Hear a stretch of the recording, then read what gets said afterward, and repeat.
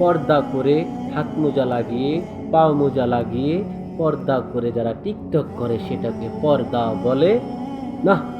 অসম্ভব, সেটা কখনো পর্দা হতে পারে না। আর যারা পর্দা করে যারা টিকটক ভিডিও বানায়, মনে রাখবেন তারা মুসলমানদের জন্য একটা ক্যান্সার, একটা ভাইরাস। তারা যারা মাদ্রাসায় পড়ে যারা হাত মোজা লাগিয়ে পা মোজা লাগিয়ে টিকটক ভিডিও বানায় সেটাকে কখনো পর্দা বলে না। আর যদি পর্দায় হইতো তাহলে বিসমিল্লাহ বলে সিগারেট খাইলে সেটাও হালাল হইতো। কারণ আমাদের মা বোনরা এমন একটা সমাজে তারা চলে গেছে যেই সমাজটা জাহিলিয়াতের সমাজে পরিণত হয়েছে। আরে আরে বেপর্দা তো তারা করতে পারে যাদের কোনো মা নাই, যাদের কোনো বাবা নাই, যাদের কোনো ভাই নাই, যাদের কোনো স্বামী নাই। ওই সমস্ত মেয়েরাই তো বেপর্দা চলতে পারে।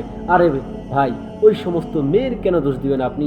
আপনি তো দোষ দিবেন ওই সমস্ত বাবার, ওই সমস্ত মায়ের, ওই সমস্ত ভাইয়ের, যেই সমস্ত ভাইয়ের বোন বেপর্দায় টিকটক ভিডিও বানায়। আরে রাস্তার পাগলও কিন্তু মা হতে পারে, রাস্তার পাগলিও কিন্তু বাবা হতে পারে। কিন্তু বাবার যেই দায়িত্ব আছে সেই দায়িত্বটা কয়জনে পালন করতে পারে? এই জন্য বলি, যারা পর্দায় থেকে টিকটক করে আর যারা বেপর্দায় থেকে তাদের ফিগার দেখাচ্ছে, তাদের চেহারা দেখাচ্ছে, তাদের বুক দেখাচ্ছে, তাদের মাজা দেখাচ্ছে, নিঃসন্দেহে ভেবে নেবেন তাদের বাপ ভাই কেউ নাই। তারা নিঃসন্দেহ জারজ সন্তান, তারা নিঃসন্দেহ অবৈধ সন্তান। কারণ আগেই বলেছি, বাবা কিন্তু রাস্তার একটা পাগলও কিন্তু মেয়ে জন্ম দিতে পারে, কিন্তু মেয়ের দায়িত্ব কয়জনে পালন করতে পারে? মেয়ের দায়িত্ব কয়জন বাবা পালন করতে পারে? মায়ের দায়িত্ব কয়জন মা পালন করতে পারে? ভাইয়ের দায়িত্ব কয়জন ভাই পালন করতে পারে? আমাদের সমাজটা এই জন্যই ধ্বংস হয়ে গেছে। এই কালচারগুলো আমাদের ভিতর থেকে যবে থেকে যাবে না ততদিন পর্যন্ত বাংলাদেশে কোনো নারী স্বাধীনভাবে চলতে পারবে না। ইসলামে নারীদেরকে কম স্বাধীনতা দেওয়া হয় নাই। যেই স্বাধীনতা নারীদেরকে দেওয়া হয়েছে ওই স্বাধীনতা একজন পুরুষকেও ইসলামে দেওয়া হয় নাই। আর আমার বোনরা হচ্ছে চাঁদের সমতুল্য, যাদেরকে বলা হয়েছে। আর পুরুষ হচ্ছে ব্রাহ্মণ, যে ব্রাহ্মণ কিনা নারীর দিকে তাকাবে মাথাটা উঁচু করে। আর এখন সেই নারী কি করে?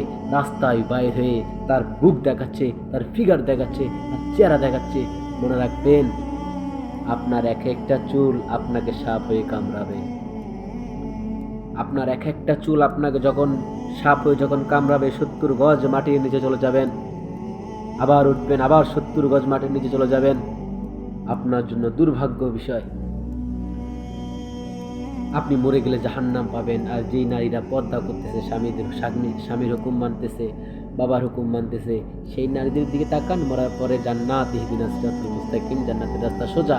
আর আপনি মারা যান, আপনার জন্য জান্নাতের রাস্তা আঁকা বাঁকা হয়ে যাবে, যেটা আপনাকে জান্নাতে তো নিবে না, জাহান্নামে নিবে। এই কথাগুলো বলার কারণে আমি মানুষের কাছে খারাপ।